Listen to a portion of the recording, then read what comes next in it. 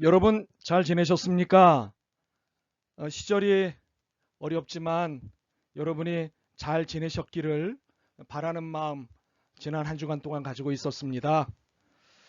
여러분 건강한 모습으로 뵙게 돼서 반갑고 기쁘게 생각합니다. 드디어 드디어 우리 이 수업의 멤버십이 결정이 되고 첫 번째 수업이 됩니다. 물론 지난번에 OT를 진행을 했기는 하지만 민족 대이동 기간이었지 않습니까? 수강 변경 신청 기간을 통해서 드디어 우리의 멤버십이 결정이 되고 그래서 이제 첫 번째 수업이 되는 겁니다. 이렇게 한가족으로 통일학을 함께 공부할 수 있게 된 것을 기쁘게 생각하고 뜨겁게 환영합니다. 이 수업은 여러분이 이미 지난 수업을 통해서 이해하셨다시피 또 이해하고 계시다시피 통일특강 1입니다. 그러니까 통일학 기초과정이죠. 글자 그대로 통일학을 배우는 기초과정입니다. 그러니까 통일이 무엇인지, 그러니까 통일의 정의, 통일의 내용, 그리고 방법에 이르기까지 통일에 관한 전반적인 것을 다루되 기초적으로 알아야 할 것들을 중심으로 다루는 수업입니다. 이게는 기초과정, 글자 그대로 기초과정이에요. 개론 정도의 수업이라고 할까요? 그러나 개론이라는 것이 꼭 수박 겉핥기 내용을 다루는 것은 아닙니다. 일종의 나무를 잘 보이기 위해서는 숲을 먼저 보는 일이 필요한데요. 마치 그와 같아요. 나무를 잘 보기 위해서 숲을 먼저 보는 일종의 전체를 이해하는 수업인 겁니다.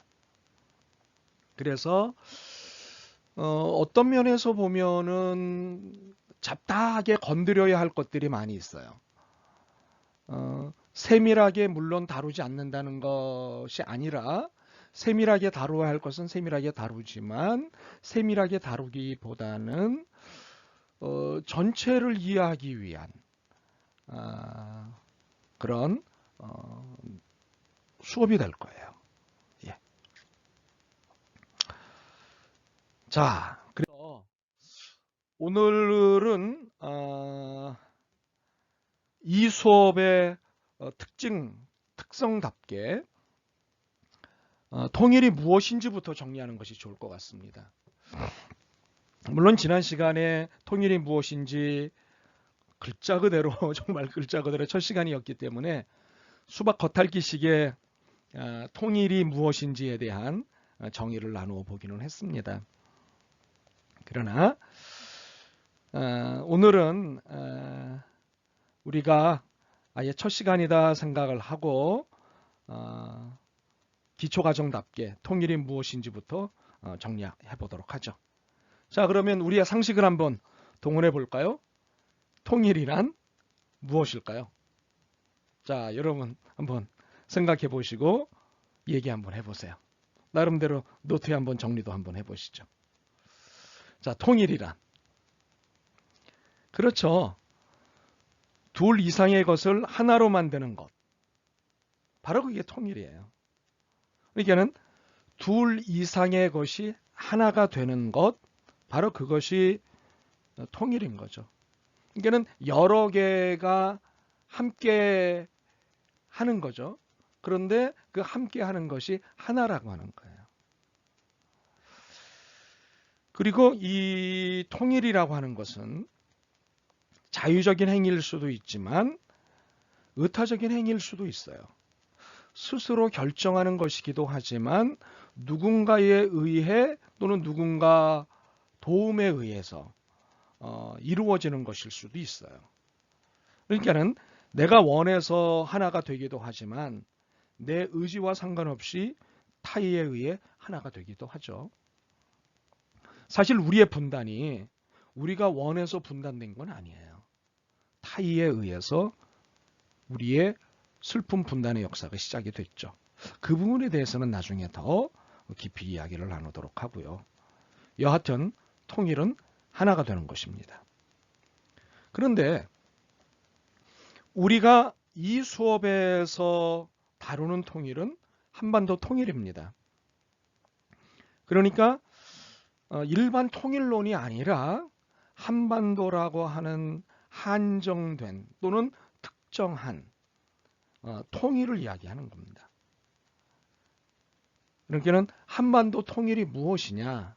이것에 우리의 모든 관심이 있어요. 물론 이것을 잘 이해하기 위해서 우리는 통일이라고 하는 단어 하나만 갖고 많은 이야기와 많은 내용들을 연구할 필요가 있죠. 그러나 우리의 관심, 궁극적인 관심은 일반적인 통일이 아니라 한반도 통일입니다. 그러면 한반도 통일이란 무엇일까요? 한반도 통일이란 이런 게 아닐까 싶어요.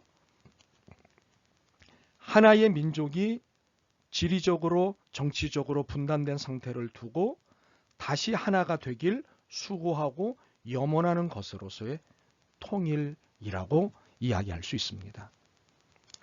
우리가 현재 지리적으로 분단이 되어 있지 않습니까?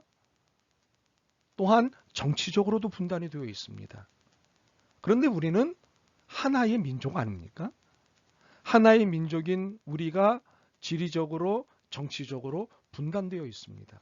바로 이 분단된 상태를 다시 하나가 되게끔 하기 위해서 수고하는 일체의 행위, 이 염원을 이루기 위해서 수고하는 일체의 태도들, 바로 이것이 통일이다 라고 하는 거죠. 그러니까 이 수고의 결과 또는 이러한 수고들의 열매가 통일인 거죠. 다시 한번 설명을 드리지만 우리가 이야기하는 이 통일 개념은요, 일반적인 통일 개념이 아닙니다. 특정한 통일 개념입니다. 이 특정한이라는 말은 특별이라고 하는 말과 다르긴 합니다만 그럼에도 한반도의 현실이 특별한 현실입니다. 그렇기 때문에 특정한 통일 개념은 특별한 통일 개념일 수도 있습니다. 한반도 사실은 지구 유일의 분단 국가입니다. 물론 국가 내 분쟁을 겪고 있는 국가들이 있어요. 그러나 그것은 민족 간의 분쟁이지 우리처럼 민족끼리의 분쟁이 아닙니다. 이런 거예요. 다른 민족들이 서로 갈등하고 분쟁하는 거예요. 우리는 같은 민족이 분쟁하고 있는 거거든요. 몇 곳에 좀 예를 들어볼까요? 여러분이 지금 PPT 화면에 보고 계시다시피 하나의 지도가 떠져 있는데 뭐 잘 보이시지도 않는 분도 있고 잘 보이실 분도 있겠어요. 근데 자세히 보시면 이 지도 안에 세 개의 주요 분쟁 지점들을 정리를 해 놓은 거예요. 영토 분쟁도 있고요. 종교 분쟁도 있고요. 민족 분쟁도 있고요. 자원 분쟁도 있고요. 또 기타 등등의 분쟁들이 있어요. 뭐 우리가 이야기하는 것은 이제 민족 분쟁인데요. 이 민족 분쟁은 민족끼리의 분쟁이 아니라 민족 간의 분쟁이에요. 다른 민족끼리 서로 분쟁을 하는 거죠. 네. 뭐 대표적으로 몇 군데만 이야기를 하자면 골란고원에서 이스라엘과 시리아 간의 분쟁이 있습니다. 나고르노 카라바흐에서는요. 아제르바이잔과 아르메니아 간의 분쟁이 있고요. 북아일랜드에서는 영국과 아일랜드 간의 분쟁이 있습니다. 또 서사하라에서는요, 모로코와 서사하라 아랍민주공화국 간의 분쟁이 있고요. 카슈미르에서는 인도와 파키스탄 그리고 중국 3국 간의 분쟁이 있습니다. 그리고 피란만에서는 크로아티아와 슬로베니아 간의 분쟁이 있고요. 지브롤터에서는 영국과 스페인 간의 분쟁이 있습니다. 들으시면서 이해하시다시피 이들 지역에서의 분쟁은요, 민족 간의 분쟁입니다. 그러나 한반도의 분단은 민족 내의 분쟁이고 분단입니다. 그러므로 특별한 통일, 특정한 통일을 말할 수밖에 없다는 것이죠. 네, 이런 부분들을 이해를 하시면 좋겠습니다. 자, 이렇게 특정하게 정리할 수밖에 없는 한반도 통일을 어떻게 하면 보다 잘 이해할 수 있을까? 이 고민을 해봤습니다. 하다가 육하원칙으로 이해를 하면 도움이 될 것이다 라는 생각을 했어요. 여러분 육하원칙 아시죠? 무엇, 왜, 언제, 어디서, 어떻게, 누가. 자, 육하원칙. 무엇을, 왜, 언제, 어디서, 어떻게, 누가. 이렇게 육하원칙을 통해 통일 개념을 질문하면 이런 질문이 나옵니다. 첫 번째 질문은 통일이란 무엇인가? 통일은 무엇인가라고 하는 질문이죠. what에 해당되는 거죠. 그리고 두 번째 질문은 통일은 왜 하는 것인가? why에 해당되는 거죠. 통일을 해야 하는 이유가 무엇인가? 라고 하는 거죠. 세 번째 질문은 이렇게 나올 수 있어요. 통일은 언제 할 수 있는가?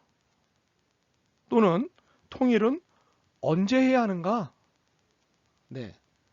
그리고 네 번째 질문은 통일은 어디서 하는 것인가?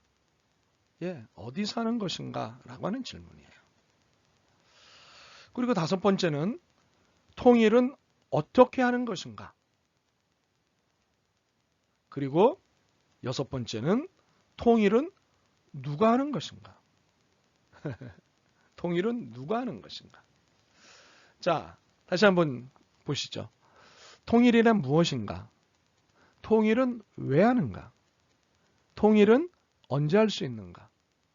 그리고 통일은 어디서 하는 것인가? 통일은 어떻게 하는 것인가? 통일은 누가 하는 것인가? 이렇게 6개의 질문을 중심으로 통일 개념을 오늘 수업에서는 이해하도록 하겠습니다. 그러면 이제 첫 번째 질문으로 통일이 무엇인지를 이해를 하겠습니다. 그러니까 통일 개념을 첫 번째 질문으로 이해를 하겠다는 말이죠. 자, 통일이란 무엇입니까? 이 수업의 첫 시간에도 그랬고 오늘 수업의 앞부분에서도 시작 부분에서도 제가 이 질문을 여러분에게 드렸습니다. 통일이란 무엇입니까? 통일의 한자를 한번 볼까요? 통일의 한자는 하나로 합침이라고 하는 의미를 가지고 있죠. 하나로 합침. 두 개 이상의 것을 하나로 합침. 여러 개를 하나로 합침이라고 하는 한자의 의미를 가지고 있습니다. 그러니까는 우리가 이해하는 것으로 보자면 여럿으로 나누어져 있던 것을 하나로 합친다는 것입니다. 조금 더 세련되게 표현해 볼까요? 분할되어 있던 것들을 합쳐서 하나의 조직 또는 체제나 체계 아래로 결집하게 하는 것. 바로 이것이 통일입니다. 이게 나누어져 있던 것을 합치는 거죠. 그래서 하나의 조직으로 또는 하나의 체제나 하나의 체계 아래 결집하게 하는 것, 바로 그것이 통일인 겁니다. 그러니까 우리의 한반도 통일로 정리를 해보면 정치적으로, 경제적으로, 사회적으로, 문화적으로 나누어 있던 모든 것들을 하나의 조직, 하나의 체제, 하나의 체계 아래로 결집하게 하는 것. 이것을 한반도 통일이라고 그렇게 이야기할 수 있겠죠. 자, 그럼 이것을 조금 더 다른 말로도 한번 정의를 해볼까요? 한민족이 서로 적대적인 상이한 체제 속에서 살고 있는 현재의 상태를 극복하고 하나의 민족 공동체를 형성하면서 살아가는 상태. 바로 이것을 우리는 한반도 통일이라고 정의할 수 있습니다. 우리가 원래 한 민족이잖아요. 같은 민족이잖아요. 한반도라고 하는 곳에서 함께 가족을 이루고 살고 있는 민족이잖아요.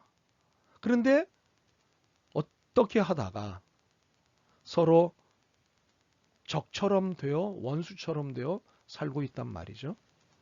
바로 이런 한민족이 서로 적대적인 상이한 체제를 극복하고, 즉 현재의 적대적인 상이한 체제를 극복하고 원래 하나의 민족 공동체로 되돌아가 살아가는 것, 바로 그것이 통일인 거죠.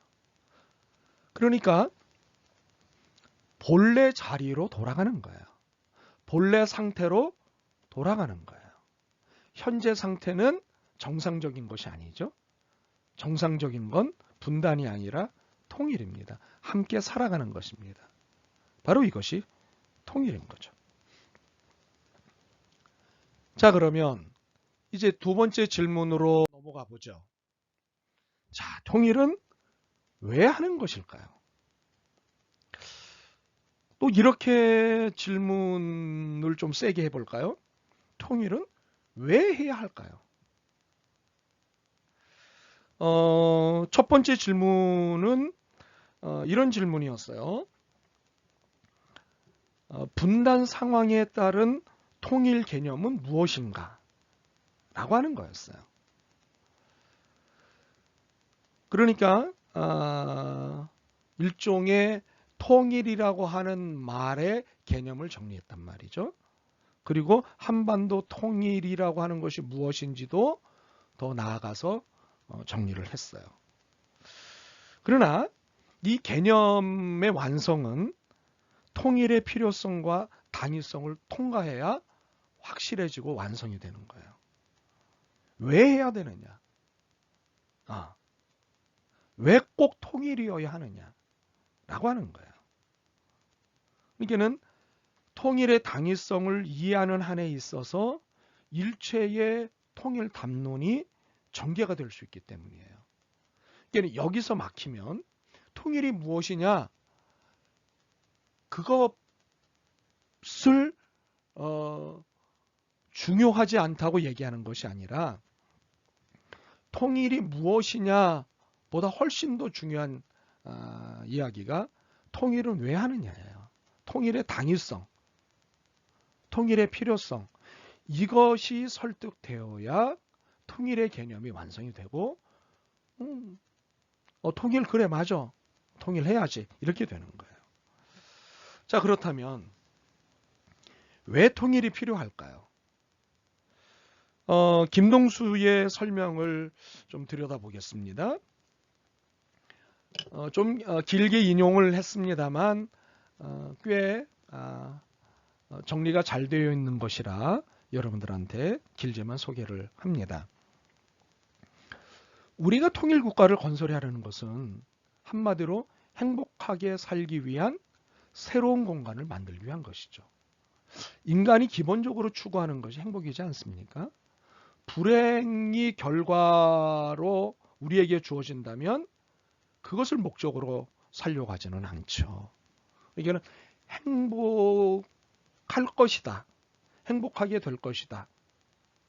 이것이 행복이다 라고 목적하고 믿기 때문에 우리가 그것을 추진하지 않겠습니까?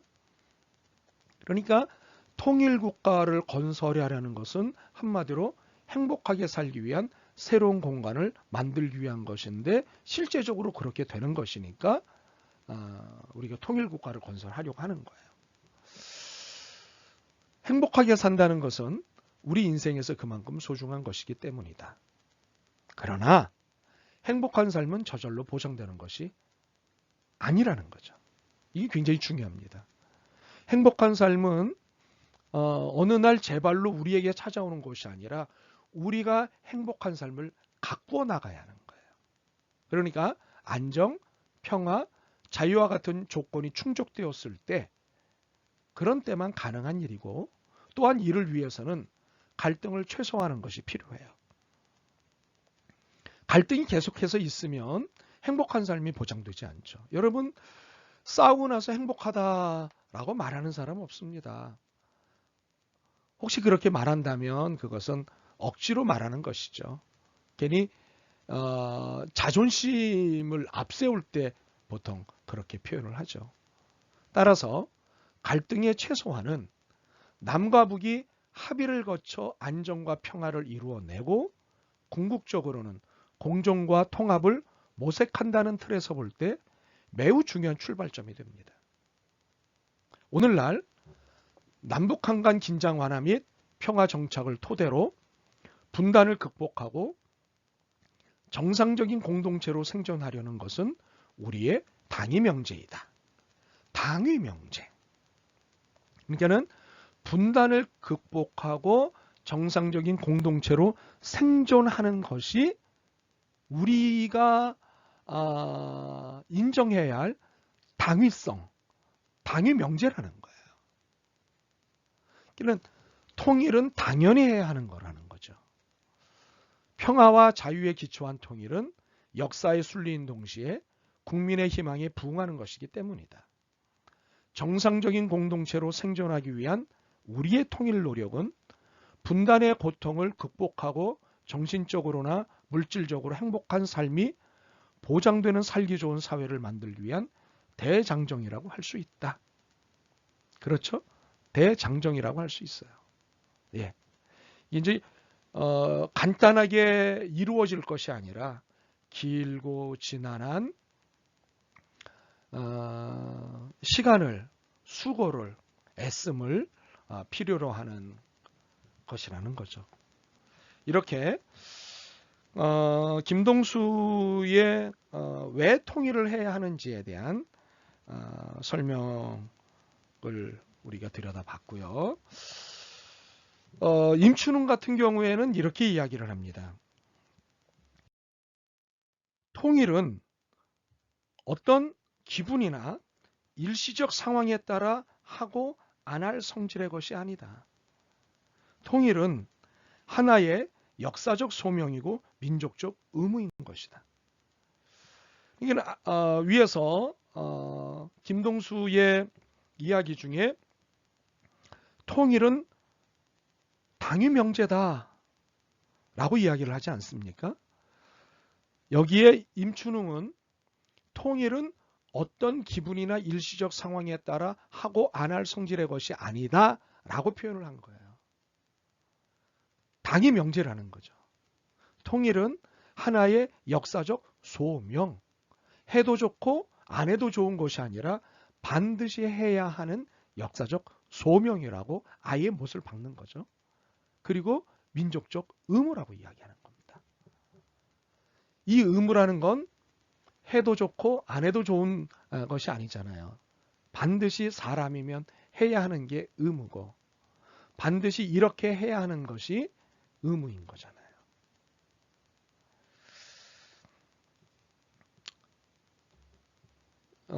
그러면서 임춘웅은 계속해서 이런 얘기를 해요. 통일의 필요성을 외세에 의해 분단된 한반도의 상처를 우리가 치유해야 하기 때문에 통일해야 하고 통일로 인해 남한의 질적 자본력과 북한의 값싼 양적 노동력이 생산의 극대화를 가져올 수 있고, 또 동아시아의 중심 혹은 견인차 역할을 할 수 있기 때문이라고 굉장히 폭넓게 통일의 당위성, 통일의 이유를 설명합니다. 자, 그렇다면 이제 우리의 관심은, 우리의 더 깊은 관심은 그리스도교의 입장에서 왜 통일을 해야 하는가라는 거죠. 그리스도교의 입장에서 통일은 왜 해야 하는가? 감신대에서 강의하고 있는 유경동 교수는 통일의 과제가 그리스도인의 것이라고 아예 단언을 해요. 그리스도인이라면 반드시 통일의 과제를 갖고 있다라고 이야기를 하는 거죠. 유경동 교수는 아예 이것을 예언자적 지평하에서 이해를 합니다. 통일의 과제가 그리스도인에게 당위적으로 열려 있다고 아예 이야기를 해요. 그리스도인은 이 땅에, 특별히 한반도에 태어난 우리 그리스도인들은 하나님으로부터 통일이라고 하는 책무, 사명을 부여받고 태어났다라고 이야기를 아예 해요. 그가 이렇게 예언자적 지평하에서 통일의 당위성을 설명하는 데는 우리가 고백하는 예수 그리스도 때문이라고도 얘기를 해요. 심창석 같은 경우에는 통일을 예수 그리스도와 연관해서 설명을 하는데요. 통일을 왜 하는가? 그가 이렇게 설명을 합니다. 고대 이스라엘 민족은 신정적인 사고가 강했으며 특히 여호와의 독점의식이 심화되어 지배적인 민족주의로 발달해온 것처럼 보인다. 그러나 그들의 메시아 사상 속에서 이러한 독선적인 민족사관은 이웃과 세계에 대한 보편주의적인 인류애로 발전해 갔다. 예수는 세상에 오셔서 인류의 모든 죄를 구속하는 속죄의 은혜로 인해 독성과 배타성을 극복하고 복음 안에서 민족의 통일은 물론이고 세계 평화와 화합의 이념을 구현하였다. 초대교회는 성육신한 그리스도 안에 형성된 연합과 공동체를 구성하였다. 그 공동체는 동족 간의 갈등과 인종, 문화의 차이점을 넘어 인류 공용의 역사를 이룩하는 것이다. 민족의 통일은 바로 이와 같은 복음과 교회의 기본 원리 안에서 이해될 수 있다. 이것이 신창섭이 통일을 예수 그리스도와 연관하여 이해하는 내용입니다. 우리가 그 이스라엘 민족을 매우 이기적인 민족, 이라고 이해를 하잖아요. 자기 민족만 아는, 민족주의가 발달해서 선민의식 하에 민족주의가 발달해서 자기들만 아는 그런 매우 이기적인 민족이라고 그렇게 우리가 이해를 해오잖아요. 그런데 심창석 교수 같은 경우에는 그들이 민족주의를 이제 메시아 사상 속에서 보편주의적 인류애로 발전시켜 나갔다고 봐요. 그리고 이것이 자연스럽게 성육신하신 그리스도 안에서 민족주의가 아닌 모든 인류를 사랑하고 그들을 품고 하는 그런 공동체로 발전해 나간다고 그렇게 이해를 하는 거죠. 뭐 여러 가지 질문이 가능한 내용일 수 있습니다만은, 그러나 통일을 예수 그리스도와 연관해서 이해를 하면 이것은 당연히 왜 통일해야 되는가라고 하는 질문에 이래서 통일이 되어야 한다라고 하는, 그리스도 때문에 통일이 되어야 한다라고 하는 답을 우리가 충분히 내놓게 된다는 거죠. 자, 잠깐 출석 확인을 하도록 하겠습니다. 제 번호 보이시죠? 제 번호로 여러분이 출석을 확인을 해 주셔야 되는데, 가로 안에 들어갈 단어를 적어서 보내시는 겁니다. 여러분의 이름과 함께. 자,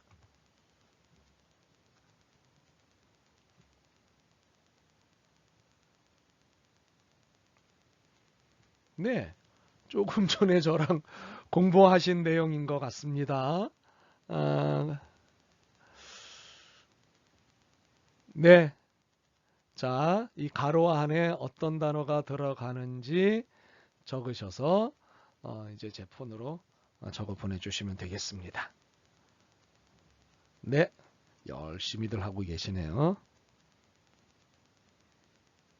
가로 안은 어떤 기분이나 일시적 상황에 따라 하고 안 할 성질의 것이 아니다. 가로 안은 하나의 역사적 소명이고 민족적 의무인 것이다. 네, 벌써 뭐 답이 나온 분 계시네요. 네, 좋습니다. 그러면 계속해서 수업을 좀 진행하도록 하겠습니다. 통일은 왜 해야 하는가? 통일은 왜 해야 하는가? 지금 이 질문을 따라서 설명을 드리고 있죠. 임성빈 교수의 경우에는 이런 질문을 합니다. 하나님은 통일을 원하실까? 라고 하는 질문으로 아예 이 질문을 그리스도교의 입장에서 재정리해서 질문을 합니다. 하나님은 통일을 원하실까? 이 질문에 임성빈 교수는 단호하게 원하신다고 이야기를 합니다. 아주 자신 있게. 그리고는 5가지 이유를 들어 하나님이 통일을 원하신다고 설명을 합니다. 그 첫 번째 이유가 하나님께서는 자매 형제끼리 불화하며 사는 것을 원치 않으시고 화목하게 사는 것을 원하시기 때문이라고 하는 거예요. 마태복음 5장 23절과 24절 말씀을 보시면 예수님께서 이렇게 말씀을 하시잖아요.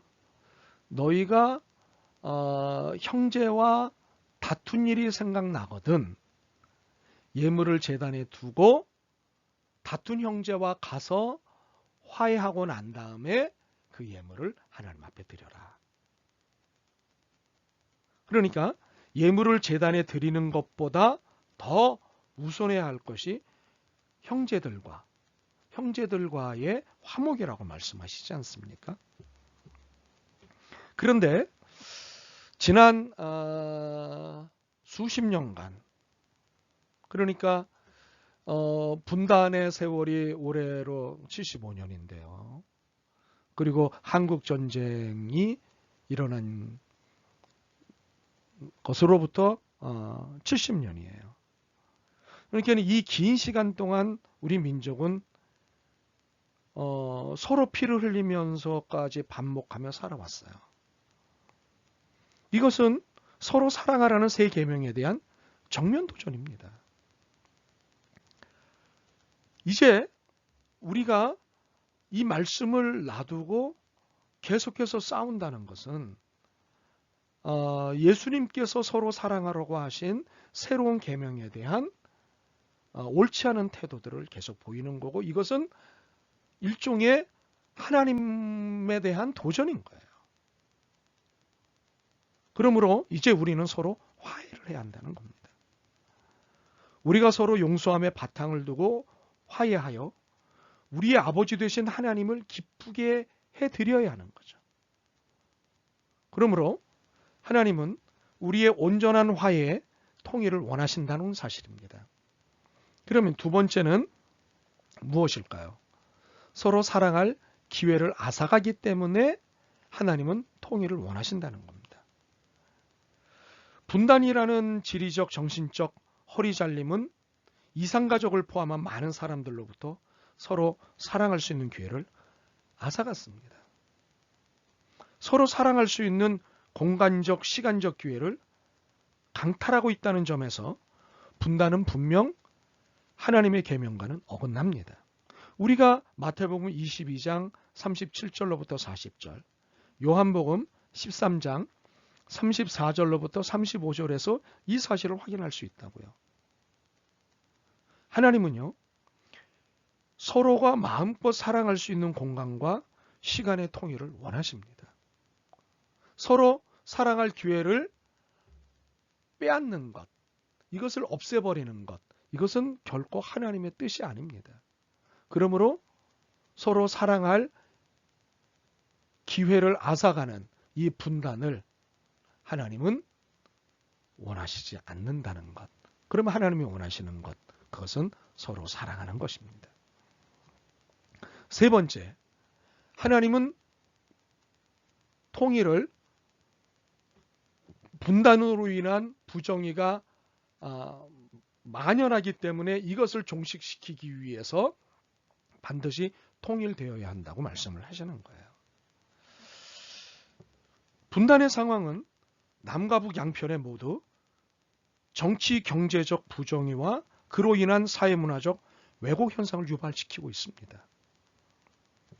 하나님의 형상대로 지어진 인간이 얼마나 존엄합니까? 그런데 인권이 인정받지 못하는 상황이 전개가 되고 있어요. 왜? 분단이라는 특수한 상황으로 말미암아 이런 인권 침해, 인권 박탈의 상황들이 만들어지고 있다고요. 사실은 북한만 지적을 하지만 남한도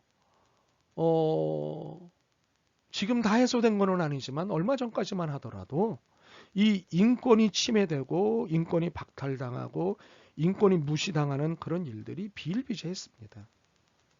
뭐 지금도 다 해결되어지지는 않았습니다. 그러므로 하나님이 인간의 존엄성이 존중되어지지 않는 이 분단의 상황을 좋아하실 리 없지 않겠습니까? 바로 인간의 존엄성이 존중되어지는 통일을 그래서 하나님이 원하시는 겁니다. 그럼 네 번째, 하나님이 통일을 원하시는 이유가 무엇일까요? 그것은 예배가 정치화되기 때문이라는 것입니다. 이 분단으로 인해서요, 우리의 하나님 찬양이 온전하게 되지 못하기 때문입니다. 때로는 하나님을 자신의 이데올로기로 사용하죠. 때로는 하나님께 드리는 예배마저 정치적으로 억압받기도 하며 또한 정치적으로 이용되기도 합니다. 하나님께서는 우리로부터 온전한 예배를 받기 원하시잖아요. 그러므로 하나님이 우리 민족이 평화롭게 하나님을 신령과 진정으로 예배할 수 있는 통일을 원하신다고 하는 사실이에요. 이 통일을 원하신다는 것을 우리가 믿어야 해요.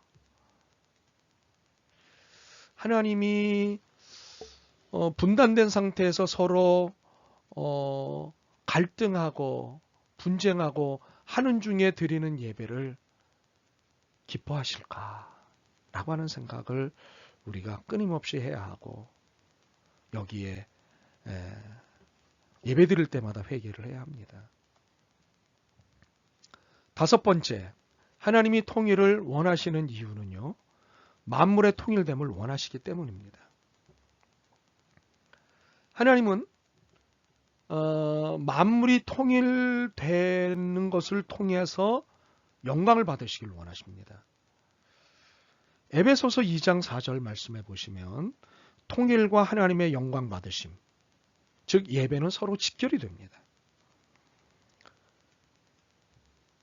참된 영적 예배는요, 우리를 하나님이 기뻐 받으시는 산제사로 드리는 것, 즉 삶으로 드리는 것이라는 의미에서도 분단된 남과 북은 온전한 영적 예배를 못 드리고 있는 겁니다. 분단 이데올로기와 현실은 분단 시대를 살아가는 신앙인들마저도 이웃을 사랑할 수 없도록 만들었습니다. 오히려 누가 나의 적인가를 열심히 살피며 나의 생존을 모색하게 만들었어요. 예, 누가 나의 적인가? 나아가 남북한 간의 긴장 상황은 군비 확장을 부추김으로 인하여 동북아 지역의 평화에도 위협이 되고 있습니다. 나아가 세계 평화에도 매우 위협이 되고 있죠. 그러니까는 남북 간의 긴장으로만 끝나는 게 아니에요. 남북 간의 긴장, 한반도의 긴장은 동북아시아의 긴장, 더 나아가 전 세계적인 긴장인 거예요.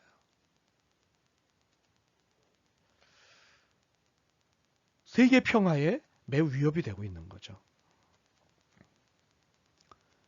이런 상황에서 하나님이 만드신 피조세계를 이웃으로서 나의 몸과 같이 사랑하며 살아감으로써 하나님께 진정한 영적 예배를 드리는 것은 참으로 어려운 일입니다. 이제 우리는 세계를 사랑하는 공동체가 되기를 원하시는 하나님을 깨달아야 합니다. 하나가 되어 살아가는 중에 하나님께 영적 예배를 드리기를, 그리고 예배를 받으시기를 하나님이 원하신다고 하는 사실이죠. 이것을 우리는 로마서 12장 1절에서 분명하게 확인할 수 있습니다. 이런 관점에서 우리는 하나님이 하나님의 영광을 받으시기 원하여 만물의 통일됨을 원하시듯 한반도의 통일을 원하신다고 하는 사실을 우리가 꼭 기억했으면 좋겠어요.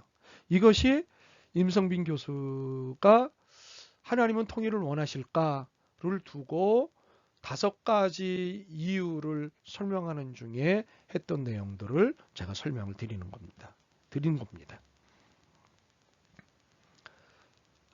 김병로 교수 같은 경우에는 한반도 통일 과제는 하나님께서 분단된 땅에 사는 우리 민족에게 화해와 평화의 복음을 체험적으로 가르치시기 위한 훈련 과정이라고 설명을 합니다. 이게 한반도의 통일 과제는 훈련 과정이라는 거예요. 그러므로 신앙인에게 있어서 통일은 형제자매가 갈라져 서로 무서워하고 미워하는 민족에게 생활 속에서, 역사 속에서 사랑과 평화의 복음을 구체적으로 행하게 하시는 주님의 섭리로 받아들여져야 한다면서 통일의 필요성과 당일성을 복음적 차원에서 이해합니다. 통일은 주님의 섭리인 거예요. 주님의 뜻인 거예요. 그러므로 한반도의 통일을 해도 좋고 안 해도 좋고 라고 하는 쪽에 서 있으면 안 됩니다. 통일을 안 해도 좋고 라고 하는 것은 두말할 것도 없거니와, 통일을 해도 좋고 안 해도 좋고 라고 하는 입장에 서 있어서도 안 된다는 거예요. 왜? 한반도 통일은 하나님의 섭리이기 때문이죠. 하나님의 섭리이기 때문에 그리스도인은 누구보다도, 무엇보다도 통일을 간절히 원해야 된다는 것이고, 통일을 위해서 간절히 수고해야 된다고 하는 거죠. 자, 그러면 이번에는 3번째 질문으로 넘어가 보겠습니다. 통일은 언제 할 수 있는가? 또는 통일은 언제 해야 하는가? 라는 질문입니다. 이 질문은 기대하는 질문이기도 하고요. 시비를 거는 질문이기도 합니다. 통일을 긍정적으로 보는 입장에서는 통일 언제 되는 거야? 통일 언제 될까? 이렇게 긍정적인 질문인 거죠. 그런데 통일을 부정적으로 보는 입장에서 보면 통일 언제 돼? 통일 언제나 되겠어? 되기는 되는 거야? 뭐 이렇게 시비하는 질문이 되는 거죠. 자, 여러분은 기대하는 입장이십니까? 시비하는 입장이십니까? 여러분 생각에는 통일이 언제 될 수 있을 것 같습니까? 아니면 언제 통일이 되어야 한다고 생각하십니까? 우리가 수업을 하는 중에 이제 이러한 예측들을 좀 하도록 하겠습니다. 앞날이야 하나님만이 아신다라고 하는 것이 우리가 갖고 있는 기본적인 신앙이지만, 그러나 우리가 예측을 못할 일은 아니지 않습니까? 그래서 언제 통일이 될 수 있는지, 또는 언제 통일이 되는지, 언제 해야 하는지, 언제 되어야 하는지, 이러한 예측을 학문적으로 한번 해보도록 하겠습니다. 역대 정부에서도 다른 표현으로 나온 말이긴 했지만, 박근혜 정부가 출범하면서 한반도 신뢰 프로세스라고 하는 한반도 통일론을 제시했습니다. 이 한반도 신뢰 프로세스라고 하는 것은 상호 신뢰가 쌓일 때 통일은 온다라고 하는 그런 통일 담론이었습니다. 저도 박근혜 정부의 출범에 맞춰서 내놓은 이 한반도 신뢰 프로세스라고 하는 통일 담론을 가지고 논문을 쓴 게 있습니다. 제가 수업 중에 이 논문을 아마 소개할 기회가 있을 것입니다. 이 한반도 신뢰 프로세스를 얘기하면서 굉장히 관심 갖게 하는 이야기를 했어요. 그게 바로 뭐냐면 통일 대박론이에요. 통일을 하면 대박이 난다. 예. 통일은 비용만 들어가는 부담스러운 일이 아니라 통일 이후에 얻게 될 경제적 이익이 큰 대박 사업이라고 설명을 한 겁니다. 맞는 말이죠. 통일을 하면 정말 대박이 납니다. 예. 통일을 하면 어떤 대박이 나는지 이제 우리의 수업 시간에 이 부분 갖고 이제 얘기를 할 텐데요. 이 한반도 신뢰 프로세스를 이야기하고 그리고 통일 대박론을 얘기했을 때 통일에 대해서 막연히 두려워하던 많은 국민들이 있었는데 그들의 생각이 많이 바뀌었어요. 아, 통일이 대박 나는 거구나. 이렇게 많은 국민들이 생각을 바꿨습니다. 그러나 이러한 분위기의 전환에도 불구하고 남북관계는 긴장과 갈등이 여전히 있는 평행선을 유지하고 말았어요. 박근혜 정부가 끝날 때까지도 이 긴장과 갈등의 평행선, 이 분위기가 지속됐어요. 그 이유가 뭔지 아세요? 이유가 여러 가지가 있습니다. 제 논문에서 지적을 했던 것은 뭐냐면 박근혜 정부는 끊임없이 북한이 우리에게 신뢰를 보여줘라. 그럼 우리가 많은 것을 제공하겠다. 이렇게 조건적 신뢰론이었어요. 그러니까는 상대방의 입장에서 얼마나 기분이 나쁘겠어요.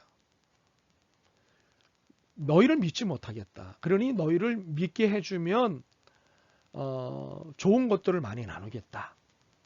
뭐 이렇게 얘기하니까 당연히 기분이 나쁠 수밖에 없는 거죠. 일단 불신을 전제로 해서 이야기하는 신뢰 개념이기 때문에 그랬어요. 그런데 또 하나의 이유는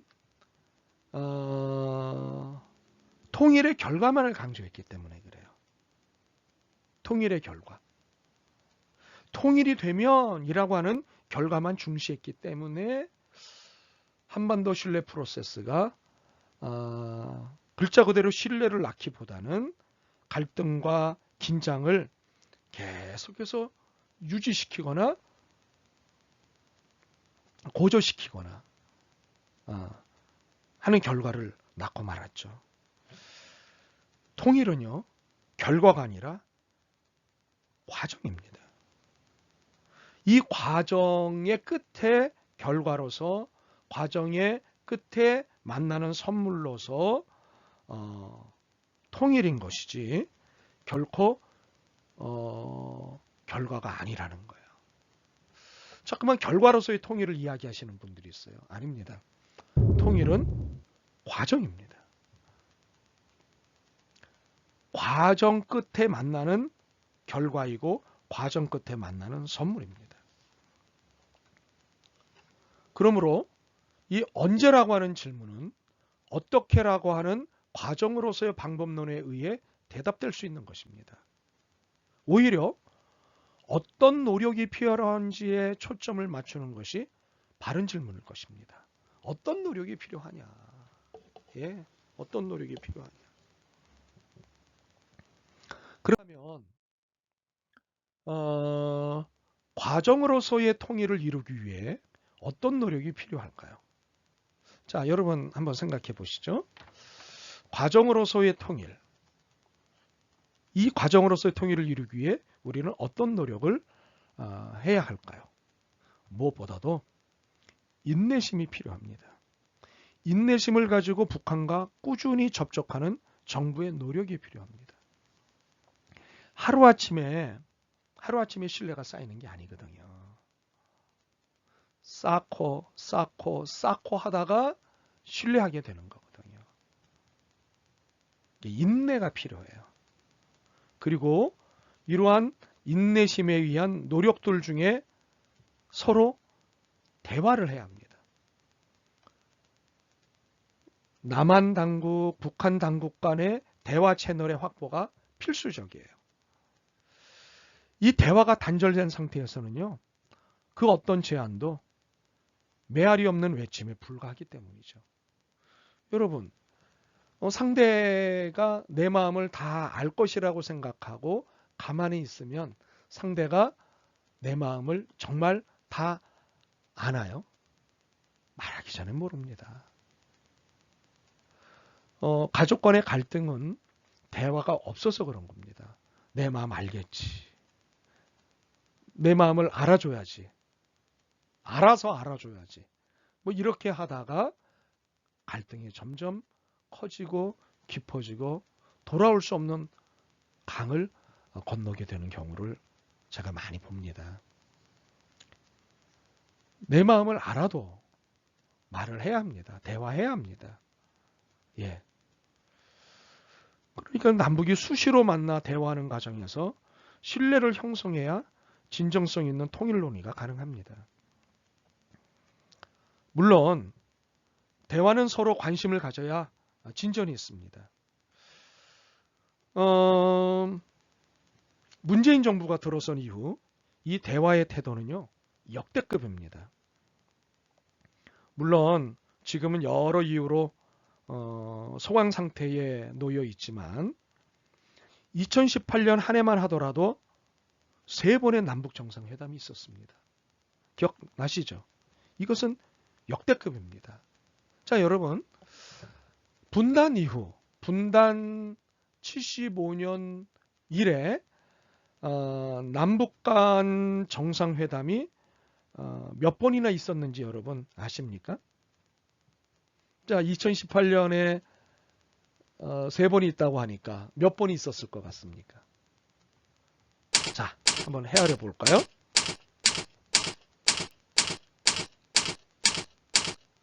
2000년 6월 15일, 2007년 10월 4일, 2018년 4월 27일, 2018년 5월 26일, 2018년 9월 19일 모두 5번 있었습니다. 그러니까 2000년 6월 15일은 김대중 대통령, 그리고 2007년 10월 4일은 노무현 대통령, 그리고 2018년 3번에 걸친 남북정상회담이 문재인 대통령입니다. 예.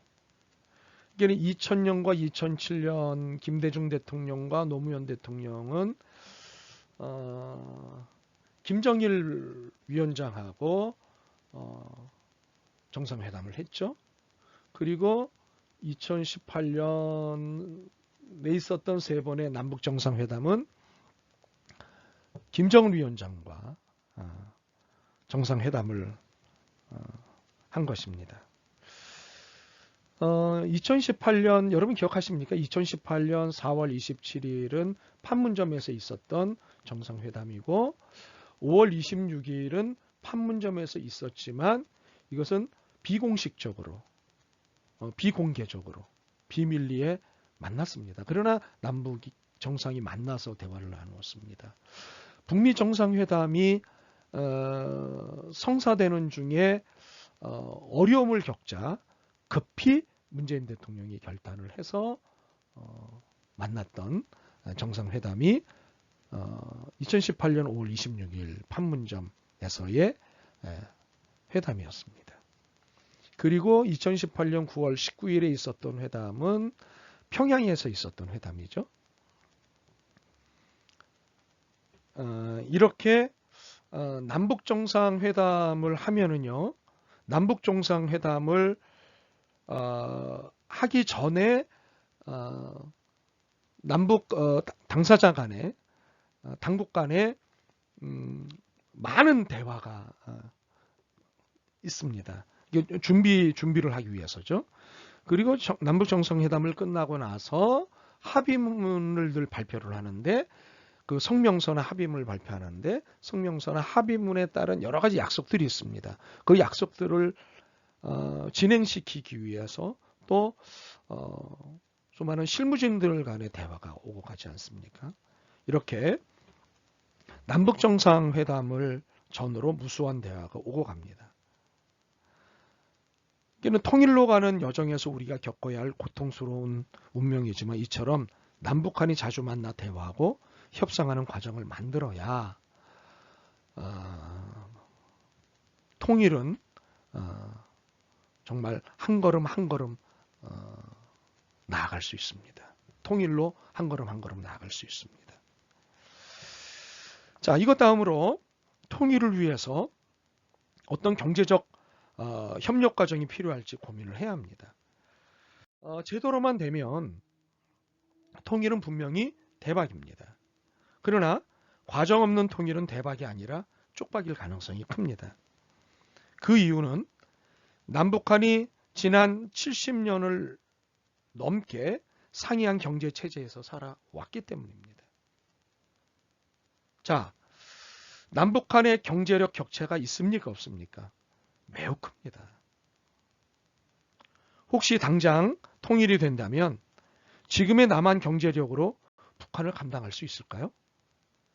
감당하기 어렵습니다. 통일연구원 김규륜 박사에 따르면요, 1990년 독일 통일 당시 동독의 1인당 국민소득은 소득의 약 38% 수준이었다고 합니다. 소득의 튼튼한 경제력으로도 독일은 통일 후 심각한 경제 침체와 국가 재정의 어려움을 겪었습니다. 자, 그러면 2013년을 기준으로 해서 북한의 1인당 국민소득은 남한의 5%도 안 됩니다. 그러니까 남북한 격차는 동소득보다 심하고 남한 경제는 당시의 소득보다 낮습니다. 또한 우리가 오랫동안 상이한 체제에서 살아온 경험 때문에 남북이 서로 쉽게 융화되기가 어렵습니다. 북한 이탈 주민 중에 70%가 기초생활보호를 받고 있고요. 남한 생활에 적응 못해 떠나고 싶어하는 사람도 많다고 합니다. 이러한 상황에서 갑작스럽게 통일이 된다고 해봅시다. 남한은 감당하기 어렵고 북한도 적응하기 어렵습니다. 오히려 통일이 큰 위기를 가져올지도 모를 일입니다. 따라서 남북 간의 경제 교류 수준을 끌어올리는 과정이 먼저입니다. 그러니까는 경제력이 북한에도 올라갈 수 있도록 남북 간의 경제적 협력이 필요합니다. 그러니까는 남한만 잘 살면 남한이 잘 사는 것으로 북한을 커버할 수 있지 못하다는 거예요. 커버할 수 있을 정도로, 아니면 커버하지 않더라도 서로 경제적으로 통일이 됐을 때 경제적으로 문제가 없을 정도로까지 경제적인 면을 수준을 끌어올려야 됩니다. 그러기 위해서는 남북 간의 경제적 협력이 필요합니다. 그것의 한 예를 우리는 개성공단에서 찾아볼 수 있습니다. 지금 개성공단 가동이 중단된 상태입니다. 그런데 개성공단은요, 사실 남북 화해와 평화의 상징입니다. 날마다 작은 통일이 이루어지는 현장이 개성공단이었습니다. 그렇기 때문에 이 개성공단을 재가동하고 더 나아가서 제2의 제3의 개성공단을 만드는 이런 작업들은 굉장히 필요합니다. 여러분 개성공단이 가동이 된다면, 재가동이 된다면 현재 부족한 이 마스크 문제 당장 해결할 수 있고 전 세계에도 수출할 수 있습니다. 그래서 경제적으로도 커다란 이익을 얻을 수가 있습니다. 이렇게 이 개성공단 안에서 벌어진 아주 귀한 이야기들이 많이 있는데요. 서로 오해하고 있던 부분들이 많이 풀렸어요. 개성공단 안에서. 문화적으로, 환경적으로 이질적인 면이 많지 않습니까? 남북 간에. 그런데 이 개성공단 안에서 서로 일하면서 대화하는 중에 이 문화적 차이를 이해할 수 있었고 문화적 차이를 극복할 수 있는 방법을 많이 터득했다는 거예요. 그러므로 중단된 개성공단을 재가동하는 결단이 필요하다고 생각이 됩니다. 이렇게 과정으로 소의 통일을 논할 때 독일 통일은 좋은 사례입니다. 그래서 우리 수업에서 독일의 통일의 사례를 가지고 수업 시간에 종종 이야기를 하겠습니다.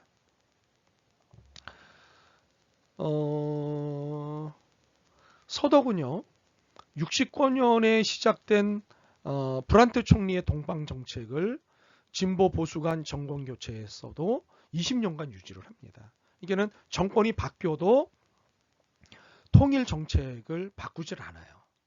계속해서 진보 정권이 들어서든 보수 정권이 들어서든 관계없이 브란트 총리가 제안했던 동방 정책이 있습니다. 그 동방 정책이 무엇인지는 나중에 아주 자세히 말씀을 드릴 시간이 있을 건데요. 이 동방 정책을 정권이 바뀜에도 불구하고 20년 동안 유지를 합니다. 이러한 노력들이 독일의 통일을 가능하게 한 거죠. 그러니까 서로의 차이를 존중하고 점진적으로 차이를 줄여가는 과정이 통일로 가는 지름길이고 대박이라고 하는 사실을 독일의 통일이 보여줍니다. 독일은 끊임없이 서로의 차이를 존중을 했습니다. 특별히 이제 서독이죠. 서독은 동독과의 차이를 존중하고 그 차이를 점진적으로 줄여가는 노력을 했습니다. 우리가 그것을 수업 중에 배울 기회가 종종 있을 것입니다. 자, 이번에 네 번째 질문입니다. 통일은 어디서 하는 것일까? 라는 겁니다. 통일은 어디서 하는 것인가? 이것은 주도권의 문제를 질문하는 것입니다. 누가 통일의 주도권을 갖느냐의 문제입니다. 자, 남한이 통일의 주도권을 갖느냐, 북한이 통일의 주도권을 갖느냐의 질문입니다. 여기에 한 나라가 더 끼어 있죠. 미국이 한반도 통일의 주도권을 가져야 한다라고 하는 주장을 미국이 하고 있죠. 예. 과연 통일의 주도권은 누가 가져야 할까요? 자, 여러분, 남한이 통일의 주도권을 가져야 할까요? 북한이 통일의 주도권을 가져야 할까요? 미국이 통일의 주도권을 가져야 할까요? 질문 같지도 않은 질문을 한다고 하시는 분이 계시는 것 같은데요. 이건 질문을 해봐야 합니다. 우리가 오랫동안 이 질문을 가지고 이 문제를 가지고 갈등을 했습니다. 북한은 북한대로 우리가 주도권을 가져야 한다. 남한은 남한대로 우리가 통일 주도권을 가져야 한다. 그러면서 이 통일 주도권을 갖기 위한 기세 싸움을 했습니다. 그 기세 싸움의 대표적인 게 뭐죠? 군사력 강화입니다. 군사력에는 엄청난 비용이 들어요. 우리가 한 해에 쓰는 국방비가 얼마일까요? 저는 그 금액을 생각하면 정말 아찔하고 속상합니다. 사실 국방비를 실업 문제를 해결하는데 쓰면은요, 실업 문제 다 해결되고요. 네, 고용 문제 다 해결되고요. 그렇습니다. 참으로 슬픈 현실이죠. 어찌되었건 군사력에는 엄청난 비용이 들지만 기세 싸움에서 이기기 위해 전력 투구하는 것입니다. 이 비용을 경제력 강화에 사용한다면 얼마나 좋을까 싶을 정도로 엄청난 비용입니다. 자, 다시 한번 질문을 해볼까요? 통일의 주도권은 누가 가져야 할까요? 자, 미국이 가져야 할까요? 미국은 통일의 당사자가 아닙니다. 이웃입니다. 근데 더 중요한 얘기는 통일의 주도권은 누가 갖는 것이 아니라는 거예요. 왜냐하면 남북 모두가 통일의 당사자이기 때문에 누가 통일의 주도권을 갖느냐라고 하는 것은 옳지 않은 거예요. 당사자로서의 남북 모두가 협력적 주도를 해야 하는 거예요. 남한이 주도해서도 안 되고요. 북한이 주도해서도 안 됩니다. 주도권은 남북 모두에게 있기 때문에 협상하고 협력하는 기본적 태도를 남북 모두 공히 가져야 합니다. 통일은 어디서 하는 것이 아니라 남북이 함께 수고해야 하는 것입니다. 그러니까 북한이 통일 주도권을 갖고 있거나 남한이 통일 주도권을 갖고 있다고 하면 통일은 불행해집니다. 그러므로 남한도 통일의 당사자이고 북한도 통일의 당사자이기 때문에 당사자가 통일의 주도권을 갖는 것이 마땅합니다. 그러므로 통일의 주도권의 문제가 아니라 협력하는 거죠. 그래서 통일은 어디서 하는 것인가 라고 하는 질문은 통일은 협력해야 하는 것이다 라고 하는 답을 내놔야 합니다. 자, 그러면 다섯 번째로 통일은 어떻게 하는 것인가? 통일은 어떻게 하는 것인가? 입니다. 통일 개념을 이해하기 위해 첫 번째로 한 질문이 통일이란 무엇인가였습니다. 한반도 분단의 상황에서 한반도 통일은 민족 구성원 모두의 자유와 복지와 인간 존엄성을 보장하고 인류 공용에 이바지하는 하나의 민족 국가와 민족 공동체를 새롭게 건설하는 것이라고 할 수 있습니다. 물론 이러한 통일은 분단 이전 상태로 돌아가는 것이 아니라 서로 다른 역사의 길을 걷고 있는 나만이 현재의 조건과 상황을 고려하여 다시 새로운 하나의 공동체 사회로 만들어 나가는 창조의 작업을 의미합니다. 그러니까 현재의 조건과 현재의 상황을 고려하여 다시 새로운 하나의 공동체 사회로 만들어 나가는 창조의 작업이라고 하는 거예요. 예.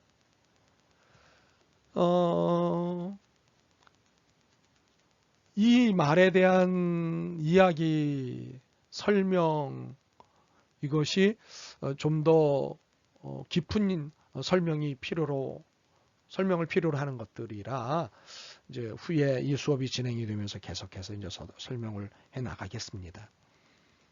그러나 다시 한번 강조를 하고 싶은 것은 남한과 북한이 현재의 조건과 상황을 늘 고려해야 한다는 거예요.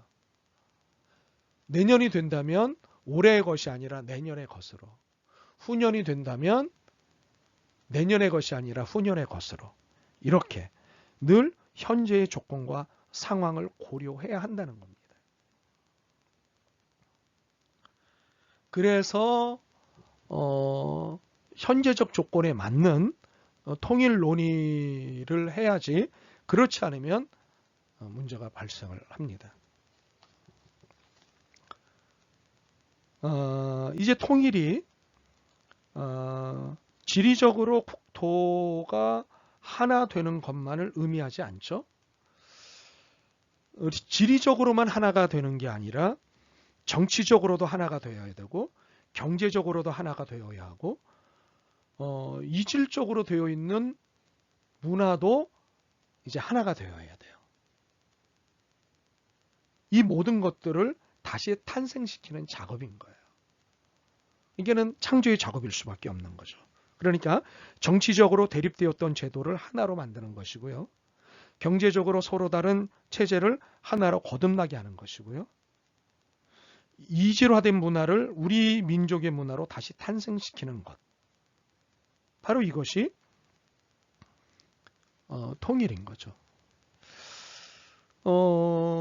경제체제가 남한은 자본주의 경제체제이고 북한은 공산주의 경제체제입니다.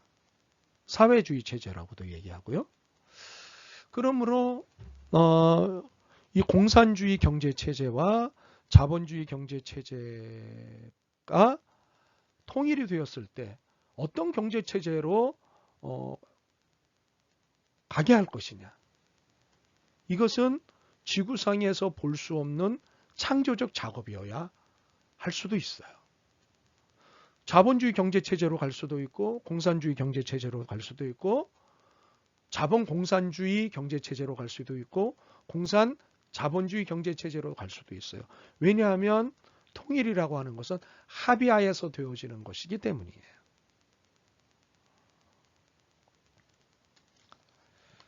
물론 어떤 변수가 생길 수도 있습니다. 그러나 원론적인 의미에서 이야기를 하자면 통일은 협상을 통해서 이루어지는 거잖아요. 그렇다면 공산주의와 자본주의가 협상되어져야 하는 거예요. 예를 들면 그런 거예요. 그리고 궁극적으로 남북의 주민이 심리적으로 우리는 같은 국민이구나 라고 하는 것을 느껴야 진짜 통일이 되는 거예요. 제도적으로는 얼마든지, 구조적으로 얼마든지, 물리적으로 얼마든지 통일이 될 수 있어요. 그러나 심리적으로, 정서적으로 통일이 되는 건 또 다른 문제예요. 정치적으로 통일이 됐어요. 경제적으로 통일이 됐어요. 문화적으로 통일이 됐어요. 그런데 심리적으로, 정서적으로 통일이 안 됐어요. 그러면 완전한 통일이 안 된 거라고요. 이렇게 통일은 모든 방면에서 남북의 주민이 다양성에 기초하여 동질적인 삶의 양식과 정신 문명을 공유하는 거예요. 네, 이게 굉장히 중요한 거예요. 자, 이제 그림에서 여러분이 어떤 힌트를 얻으실 수 있겠지만 아주 다양한 면들을 가지고 있다고요. 걔는 남과 북이 서로 다른 것들을 가지고 있다고요. 이 다른 것들이, 이 다양한 것들이 이제 하나의 공동체 안에서 녹여져 들어가야 되는 거예요. 녹여내야 되는 거죠. 네. 이렇게 다면적인 의미를 지니고 있는 통일, 즉 지리적인 측면, 정치적인 측면, 경제적인 측면, 사회 문화적인 측면이라는 모든 면에서 의미를 지니고 있는 통일은 여러 개체가 하나로 합쳐지는 의미가 있어요. 그렇지만 보다 서로 다른 개체들이 협력하고 조화를 이루는 화해의 의미도 있다고요. 개체의 연합을 통한 물리적인 통일이 이루어진다고 해도 서로 간의 불협화음 속에서 화해의 질서와 평화가 공존하지 아니한다면 통일은 명목상의 연합에 불과할 것입니다. 그러므로 진정한 통일은 형식적인 연합과 내적인 화해와 질서의 회복에서 이루어진다고 하는 사실이에요. 그렇기 때문에 우리 수업에서는요, 한 학기 내내 화해, 평화, 통일, 화해, 평화, 통일, 통일, 평화, 화해, 이것을 연계한 통일 담론을 계속해서 이야기할 것입니다. 왜냐하면 화해 없이 평화는 오지 않기 때문입니다. 평화를 이루어야 진정한 통일이 가능하기 때문입니다. 그러니까는 화해 없이 절대 평화 오지 않습니다. 평화가 와야 통일이 올 수 있습니다. 이것은 너무나 당연합니다. 이제 쭉 우리가 한 학기 동안 공부를 하다 보면 제가 왜 화해와 평화와 통일을 연계해서 설명하고 화해와 평화를 강조하는지, 통일을 이야기하기 위해선 왜 화해와 평화를 이야기하는지를 여러분이 이 수업이 진행되어 갈수록 이해를 하시게 될 것입니다. 자, 이제 마지막 6번째 질문으로 넘어가도록 하죠. 자, 통일은 누가 하는 것인가요? 이 질문은 4번째 질문에서 다루었던 것의 연장일 것 같습니다. 4번째 질문이 무엇이었죠? 그렇죠. 통일은 어디서 하느냐는 것이었습니다. 통일은 어디서 하는 것이냐? 통일의 주도권이 남한에 있어야 하느냐? 아니면 북한에 있어야 하느냐? 또는 미국에 있어야 하느냐? 이런 문제를 다루었습니다. 그러나 이번에 질문하는 것은요, 통일은 정부가 주도해야 하는 것이냐, 시민이 주도해야 하는 것이냐 라고 하는 질문이에요. 그러니까는 통일의 주도를 정부가 하는 것이냐, 시민이 하는 것이냐라는 질문이에요. 일반적으로요, 정부가 주도하는 통일, 즉 정부 주도형 통일을 위로부터의 통일이라고 합니다. 이것을 탑다운 방식이라고 얘기하죠. 탑다운 방식. 그리고 민간 주도형 통일을 아래로부터의 통일, 즉 영어로 bottom-up이라고 이야기합니다. 아래로부터의 통일이라고 합니다.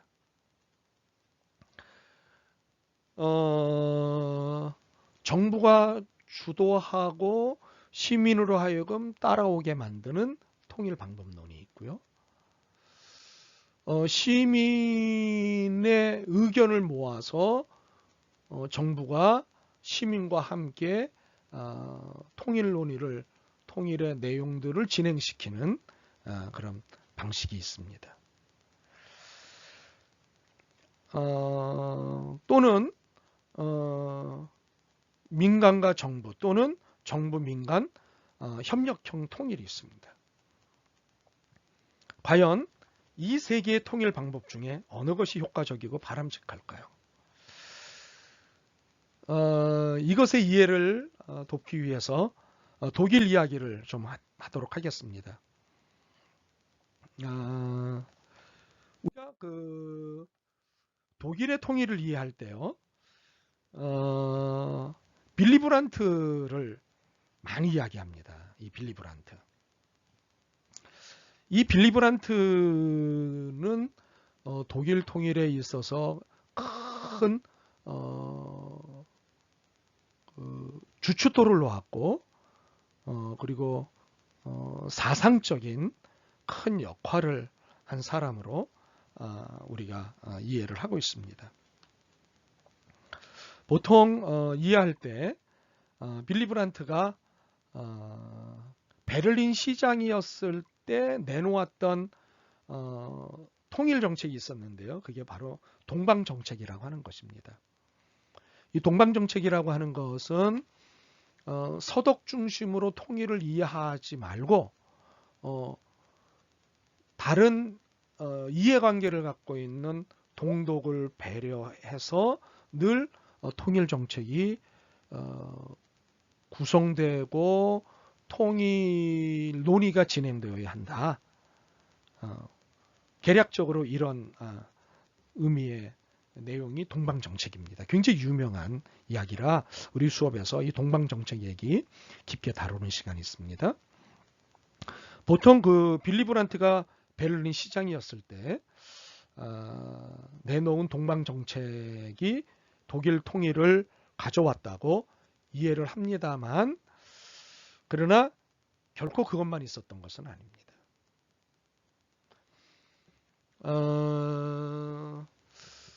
사실 빌리 브란트에게 있어서 이 사진 한 장에 들어있는 내용이 어마어마한 이야기인데요.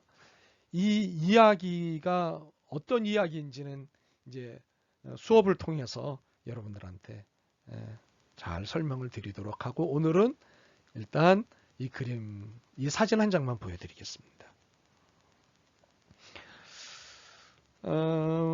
많이들 이해하고 있다시피 이 빌리 브란트의 동방정책이 독일의 통일 과정에서 하나의 큰 분수령이기는 했습니다. 그렇지만 통일의 전체 그림을 보면 독일 통일은 1949년 서독 정부 수립에서 89년 베를린 장벽 붕괴까지의 긴 여정 중에 있었습니다. 서독 초대 총리가요, 콘라트 아데나워였는데요. 그가 주도한 독일 연방공화국 헌법이 있습니다. 이제 서독 중심으로 만들어진 거죠. 그 헌법을 헌법이라고 부르지 않았습니다. 그것을 기본법이라고 불렀습니다. 왜 헌법이라고 부르지 않고 기본법이라고 불렀는지, 그것은 분단 고착화의 암시를 피하자는 취지였습니다. 헌법이라고 하면 꼭 그대로 해야 하는 거거든요. 나중에 우리 남한의 헌법 때문에 한반도 분단의 고착화 현상이 일어나는 것에 대해서 살펴볼 때 이해를 더 시켜드리겠습니다만은, 이 헌법은 정말 어려운 문제를 많이 야기시킵니다. 그런데 지혜롭게 콘라트 아데나워가 서독의 헌법을 헌법이라고 하지 않고 기본법이라고 불렀습니다. 그 이유는 분단 고착화의 암시를 피하자는 취지였습니다. 그리고 이 아데나워의 뒤를 이어서 5명의 총리가 통일이 되기 전까지 있었는데요.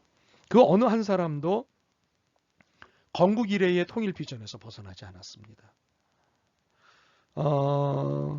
육상 계주로 비유하면 첫 주자에서부터 마지막 주자까지 같은 코스를 달린 거예요. 그는 정권이 바뀌어도, 보수 정권으로 정권이 바뀌어도, 진보 정권으로 정권이 바뀌어도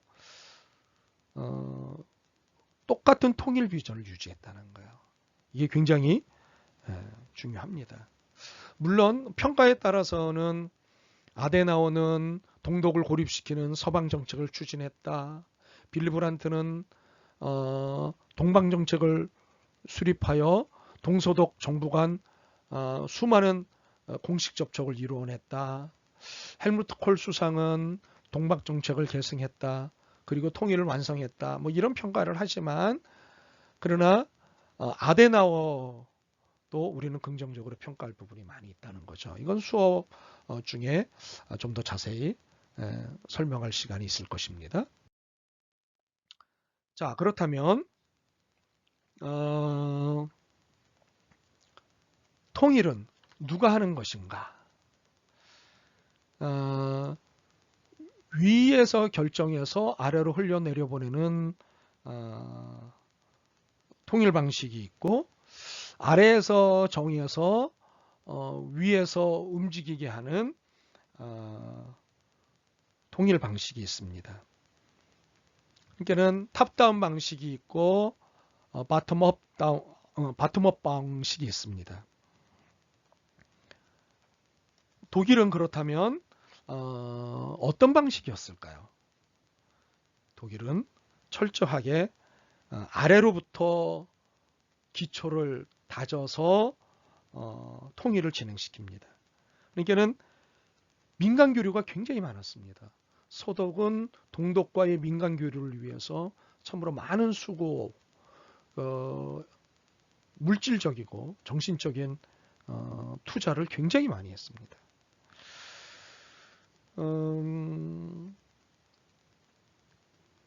이런 시민 학생 교류들이 굉장히 많이 추진이 됐고요.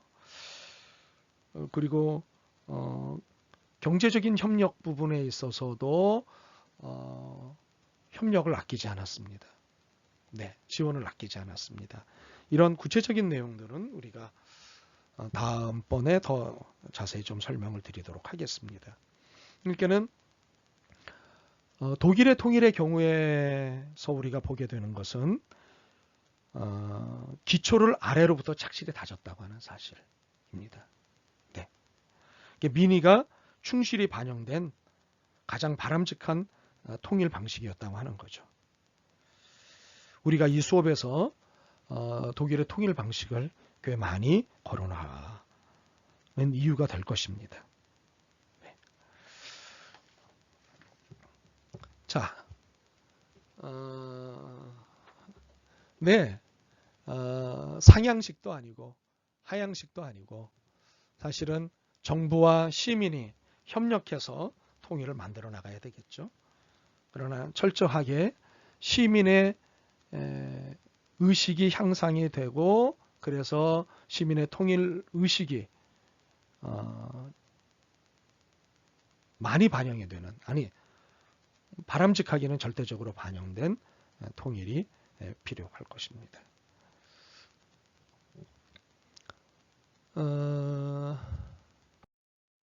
자, 우리가 오늘 6개의 질문으로 수업을 진행했습니다. 여러분 답하실 수 있겠습니까?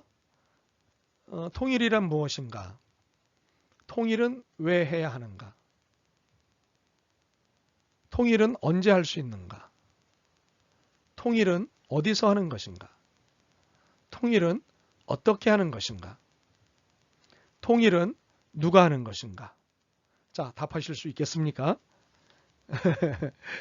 자, 그래서 레포트를 내도록 하겠습니다.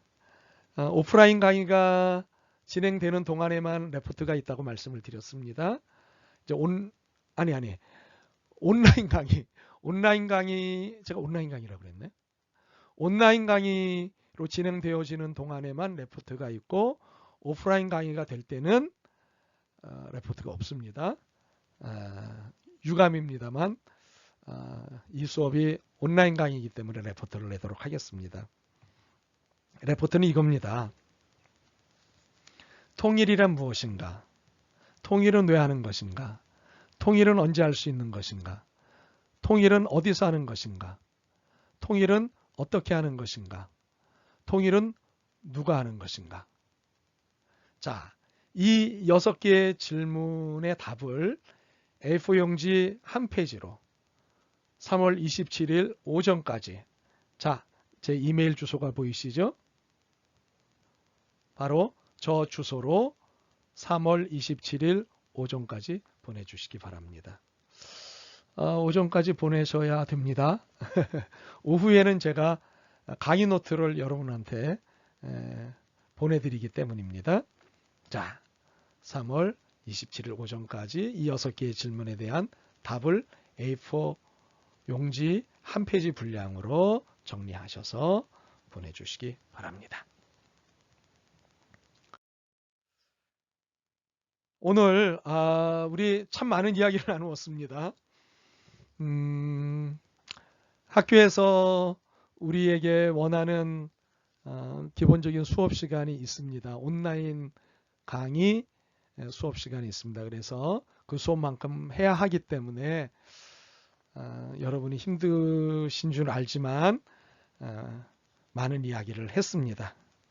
자, 다 기억 못 하시겠지만 나중에 제공될 강의 노트를 보시면 이해에 도움이 되실 것입니다. 오늘 긴 강의 들으시느라고 수고 많으셨습니다. 땡큐. 바이바이.